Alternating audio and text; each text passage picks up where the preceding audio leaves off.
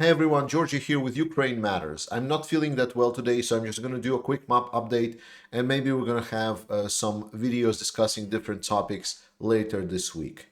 But the most important thing to kind of know, well, we're going to get to Bakhmut, obviously, but the most important thing is that we've seen activation of troops all across the front lines. We hear that there is more activity in the Kremina area. We hear that there is more activity on the north of Soledar area. We hear that there is more activity along the Avdiivka direction. We hear that there is more activity around Marinka direction. We hear there is some activity here on the south.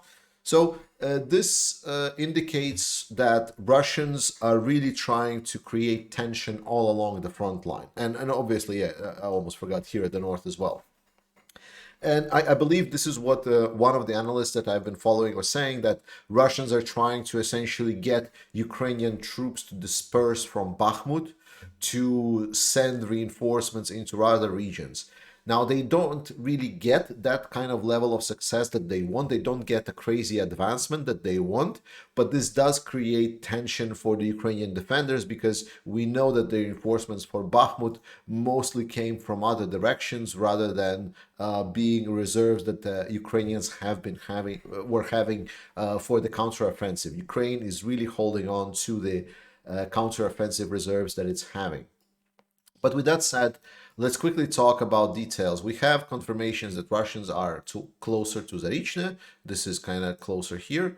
We have also confirmation that there is more action and fighting around this area here, to be precise. And finally, Bakhmut. So Bakhmut is tough. It's tough as nails. And I will stop doing predictions. I already stopped doing predictions for a while now. But basically, I'm really hoping that the armed forces of Ukraine are having some kind of plan, because I am on the same kind of board saying that I thought that they would be pulling out already for a while now.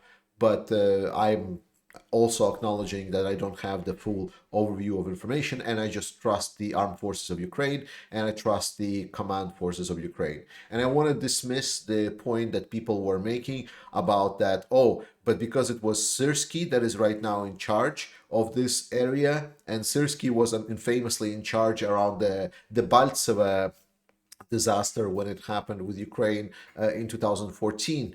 Well, now they're saying, okay, yes, so Syrskyi is basically repeating the same as the Baltseva with Bakhmut. Firstly, that's not how Ukrainian military operates. That is not how the decision-making structure works. So it's not just one guy saying how it will be. He's discussing this, as we heard, with Zelensky. He's discussing it with Zaluzhny. So it's not just Syrskyi making this kind of proclamations. He's responsible for the direction, yes, but it's not just his decision.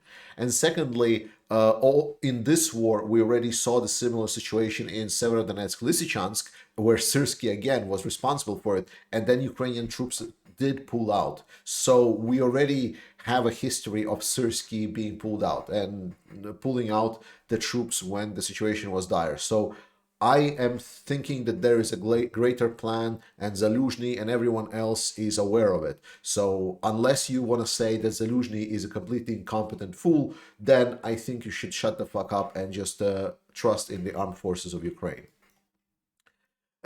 Okay, so what I'm hearing here from the north, the important part is that there are people saying that there is like this around these settlements. People are saying that Ukraine has the concentration of forces, and some people are expecting Ukrainian to use these forces to essentially strike the Russians and go on to counteroffensive.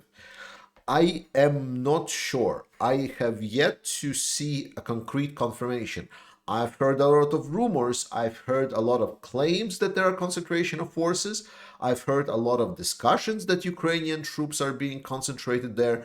But I want to be clear that so far it's been mostly rumors. Not a single kind of like trusted source that I follow has been actually saying, yes, this is where the concentration of forces are, and yes, they are preparing to advance and counterattack to the Russians. Because so far what we're seeing is Russians essentially almost overtook Orikhovo-Vasilievka, and there are reports that Russians are already somewhere in the proximity of Minkivka over here. So they are advancing forward. So far, I don't see any kind of counter pushes from the Ukrainian side, and I'm just going to report on how things are.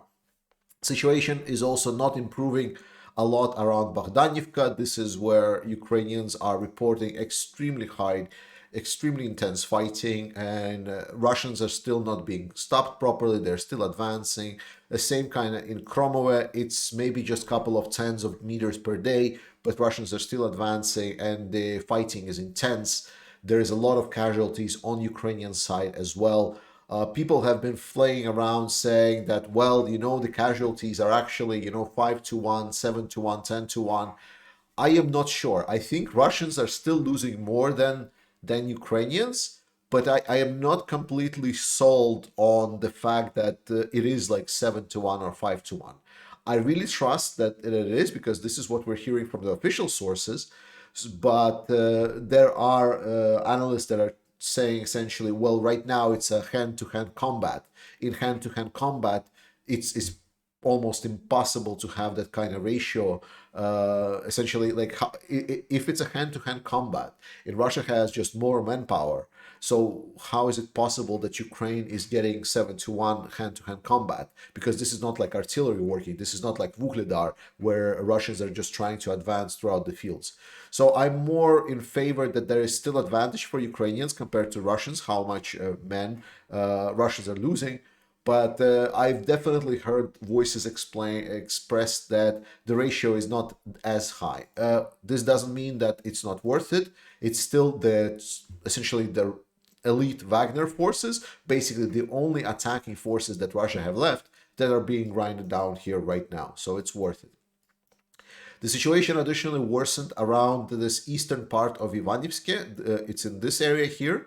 And basically, there are already claims that fighting is happening right on top of this road right here.